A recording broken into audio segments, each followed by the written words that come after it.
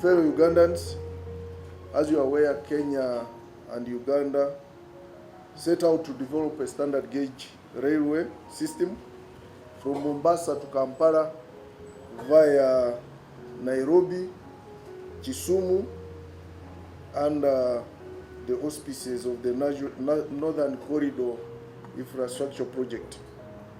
Kenya has since developed their SGR from Mombasa to Nairobi and Nairobi to Naivasha, and the line is operational.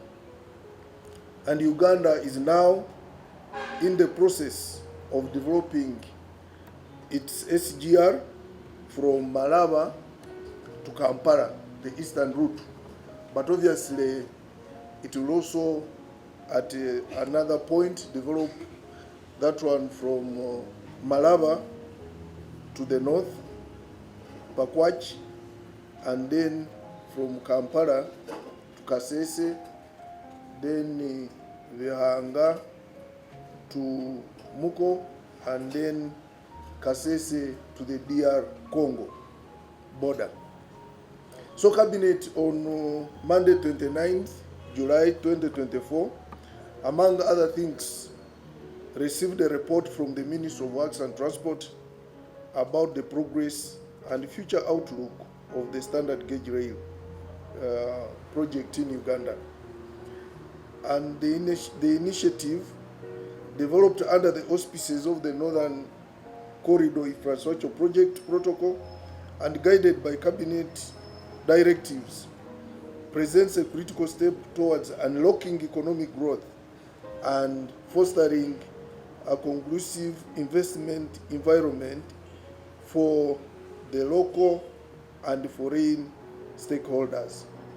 And one of the objectives of the SGR is to enhance transport efficiency by providing a modern, fast, reliable, and high-capacity railway network, and also to promote economic growth by creating seamless connectivity within Uganda and neighboring countries to stimulate trade, investment, and industrial development. Thirdly, to facilitate regional integration as part of a broader regional integration effort aligning with the Northern Corridor Infrastructure Project Protocol. The Ministry of Works is in advanced stages of procuring a contractor, as the officials will tell you, and would like therefore to inform all Ugandans that development of SGR is on and work will commence as soon as the financing arrangements are sorted. So Ugandans should not be skeptical. I think people have waited for SGR. It's now in top gear, and the Cabinet received an update of how far the process has gone, and the Ministry of Works officials are going to brief us in details how far they have gone. But just as we have told you, the contractor will assist us to look for financing, but eventually we are the ones who are going to pay. I think the coordinator will shed more light on that. But these are pre-financing contracts. The contractor assists you to look for the what? For the money, but eventually you pay. You work together with the contractor. It was the same with the Exim. The Chinese were working together looking for the financing, but their conditions were not favorable to us, and we decided to look for another contractor. But this time, I think the far have gone. The Turkish are more favorable, and we strongly believe we are going to work with them. Fortunately, they are the ones working on the Tanzanian route. So we already have enough information and what their terms are. So we can get a loan, but the whole issue is still Uganda will pay, and we shall get the money from what we generate. We are paying loans from what we generate, so that one shouldn't worry you. We have already made our projections. We know what we are earning, and we are going to pay. Even the oil is about to come out. So why are you bothered? You just know we are going to pay. Don't worry. We've got 3 activities that go on in the development of standard gauge railway. We've got the land acquisition, because we have got to acquire a corridor where this rail line must pass. So there is land acquisition. And then when the land is acquired or being acquired, there is acquiring or procuring a contractor. That is 2. And then there is also mobilizing financing. Those are the 3 steps that the country is taking.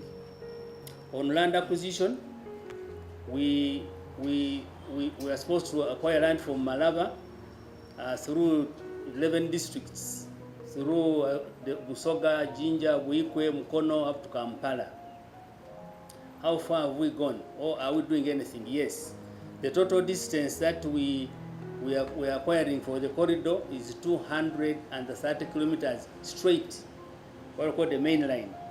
The other shorter line is going to industries which are existing or which would exist, 40 kilometers, but the main line is 230 kilometers. This corridor was already gazetted, and it's along which we are acquiring that land by compensating the people. So far, in acquisition of the land, I would say in summary, we have done over 50% of the land has been acquired, over 50%, moving from Malaba towards the River Nile. In acquiring the land, you compensate people. The land was assessed and valued, that total corridor of 230, then was over 500 billion. We reviewed it because of the passage of time. It is around 610 billion. But between Malaba and Mayuge, the compensation comes to about 300 billion. And I want to tell you that we have compensated most of the people between Malaba and Mayuge. Maybe over 90% of the project affected persons have been compensated, and acquiring 134-35 kilometers out of the what I've told you. And we have now crossed over into Jinja district and the city. That's where we are now compensating. So that's as far as land compensation is concerned. Beyond the River Nile, as advised by the Chief Government Valuer, because of the passage of time, some of those places will be a subject of river wing. That is a requirement. So that advice has been taken. So that is land acquisition. Then there's a step 2, procuring of the contractor. Now I'm not going to tell you the history. I'm going to tell you to date. We are procuring a contractor who is from Turkey. They have a name, Yapi Mackenzie. Yapi Mackenzie. They are a Turkish company, very well established. We have done due diligence on them. They have shown us, we have seen what they have done, and they are the contractors in the neighboring Tanzania. That's the beauty of it. We know what they have done. You are in the media and you know what is happening in Tanzania. They have already commissioned, or they have started commissioning the lines. So Yapi Mackenzie is on board. We are procuring. We are now at the tail end of the procurement of Yapi Mackenzie. We have discussed the costs, and we are at the tail end of agreeing on the costs. And after that, we do the contract. After it has been approved by the Attorney General, if the contract is signed, we hope, if that is done, we hope that the construction should start before the end of this year.